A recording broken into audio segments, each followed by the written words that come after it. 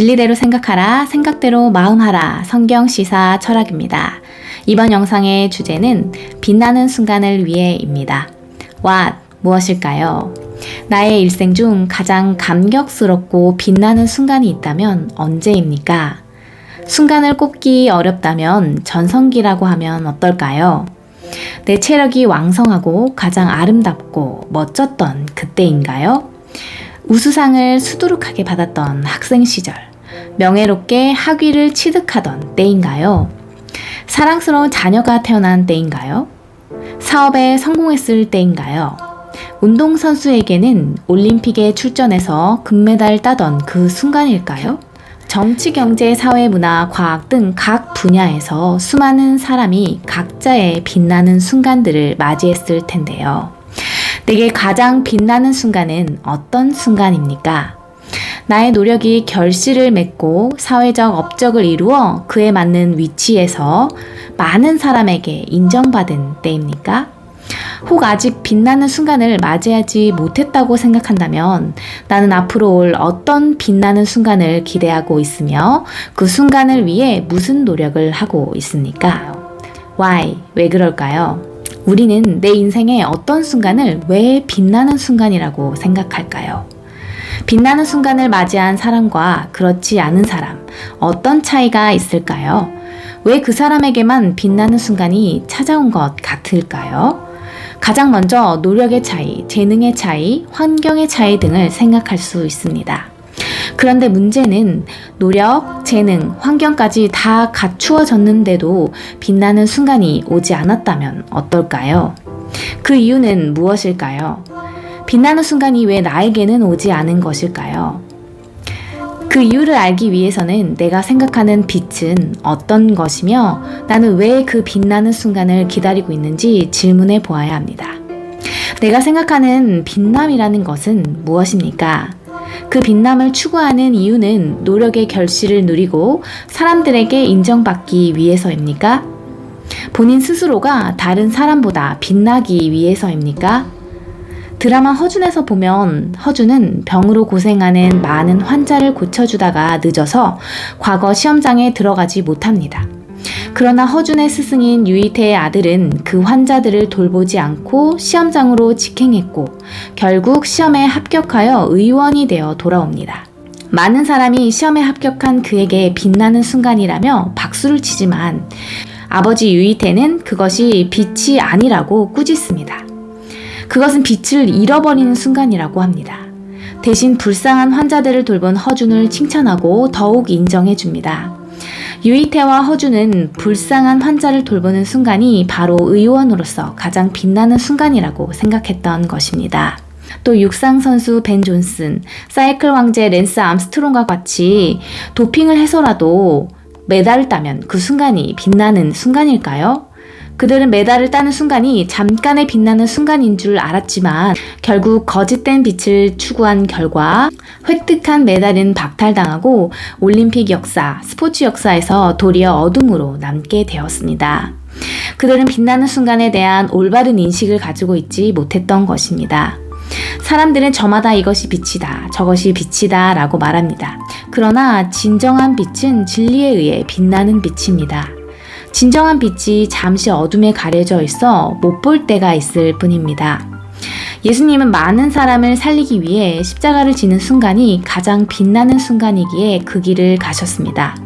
우리의 인생에서 진정으로 빛나는 순간 또한 내가 가장 행복하게 달려갈 길을 전심으로 달려가는 순간입니다.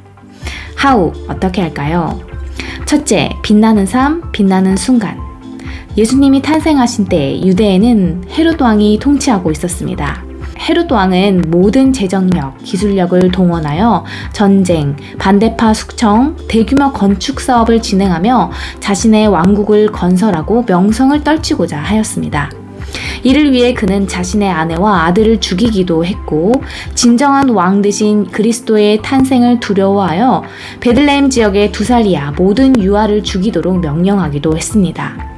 이렇게 그 시대는 정치적으로 온갖 폭정과 악정이 난무하는 암울한 시대였습니다.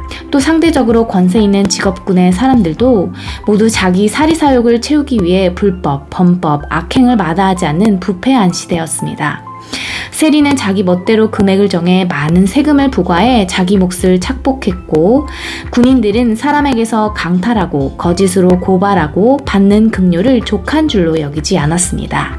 또한 종교 지도자들은 위선과 독선에 빠져 백성들에게 바른 가르침을 주지 못했습니다. 백성들은 육적으로 심적으로 더욱 가난하고 헐벗을 수밖에 없었습니다. 한마디로 의롭게 살려고 하는 희망조차 꺾인 시대였습니다. 그런데 누가복음 1장 5절에서 25절, 이런 시대에 특별한 한 부부가 있었습니다. 아비야 반열의 제사장 사가랴와 그의 아내 아론의 자손 엘리사벳입니다.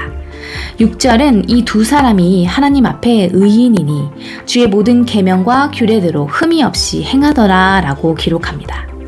제사장 한 사람도 아니고 부부 두 사람 모두가 흠이 없다? 정말 쉽지 않은 일입니다. 게다가 7절, 그 부부에게는 나이가 많을 때까지 자식이 없었습니다. 자식이 없으면 자식을 가지기 위해 모든 힘과 정성, 체력을 쏟기 마련인데 사가랴 부부는 그렇지 않았고, 또 자식이 없어 상대적으로 자유로운 만큼 의롭게 살려고 하기보다 인생을 즐긴다든지 다른 것을 탐할 수도 있었을 텐데, 그들은 시대를 탓하지도 않고 자신들의 처지를 원망하지도 않고 하나님의 모든 계명을 흠없이 지켜 하나님 앞에 의로운 자로 살았습니다. 다시 말해 그들은 시대가 암울하고 부패해도 자식이 없고 소망이 없어도 불의하지 않고 불법하지 않고 자신의 직무에 충실했던 것입니다. 마태복음 21장 13절, 예수님은 만민이 기도하는 집, 곧 성전이 강도의 소굴이 되어버리고 하나님께 드리는 제사는 형식적인 제사만 남아 안타까워 하셨죠.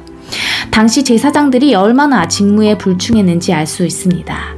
그런데 사가랴 부부는 일생을 늙어질 때까지 맡겨진 직무를 충실히 이행하며 하나님 앞에 의롭게 살았습니다. 8절에서 9절, 사가랴는 그날도 불의하지 않고 불충하지 않고 전례를 따라 제사장의 직무를 행했습니다. 그런 순간에 드디어 빛나는 순간이 찾아옵니다. 어떤 순간일까요? 좋은 소식을 듣는 순간이 왔습니다. 당시까지는 들리는 소리마다 정치적, 경제적, 사회적으로 안 좋은 소리, 듣고 싶지 않은 소리만 들려왔다면 드디어 좋은 소식을 듣는 순간이 왔다는 것입니다. 주의 사자가 그에게 나타나 말합니다. 1. 내 기도가 응답되었다. 2. 내 아내가 아들을 낳을 것이다. 그리고 그 아들은 포도주나 독한 술을 마시지 않으며 모태로부터 성령 충만함을 받은 자라 하였습니다. 뿐만 아니라 그 아들은 하나님 앞에 큰 자가 될 것이다. 그가 이스라엘 자손을 주 곧 그들의 하나님께로 많이 돌아오게 할 것이다 라는 소식을 듣게 됩니다. 예수님도 세례 요한을 이끌어 여자가 낳은 자 중 그보다 큰 자가 없다고 하셨죠. 와, 하나님 앞에 의로운 자 사가랴와 엘리사벳, 또 그 부부가 낳은 아들은 하나님 앞에 큰 자가 된다? 이 얼마나 엄청난 소식입니까? 그 시대에는 이런 인도자가 없었죠. 인도자 자신도 하나님으로부터 멀어져 있었을 뿐 아니라 백성도 그들로 인해 잘못 인도되고 있었습니다. 그러나 그들이 낳게 될 성령 충만한 아들은 17절, 엘리야의 심령과 능력으로 주 앞에 먼저 와서 아버지의 마음을 자식에게, 거스르는 자를 의인의 슬기에 돌아오게 하고 주를 위하여 세운 백성을 준비할 것이라는 소식을 듣게 된 것입니다. 이 일 후에 엘리사벳은 잉태하였고 이렇게 고백합니다. 25절, 주께서 나를 돌아보시는 날에 사람들 앞에서 내 부끄러움을 없게 하시려고 이렇게 행하심이라. 이렇게 주께서 나를 돌보시는 순간이 바로 빛나는 순간입니다. 사람들 중에 내 수치를 없애주는 은혜의 날을 맞는 순간이 바로 빛나는 순간입니다. 기도가 응답되고 세상의 참빛 대신 예수 그리스도의 길을 예비할 아들을 낳게 된다는 좋은 소식을 듣는 순간이 빛나는 순간입니다. 사가랴와 엘리사벳 부부의 이 빛나는 순간은 어느 순간 갑자기 찾아온 것 같지만 그 순간이 오기 전까지 그들은 하나님 앞에서 의로운 삶을 쭉 살아왔습니다.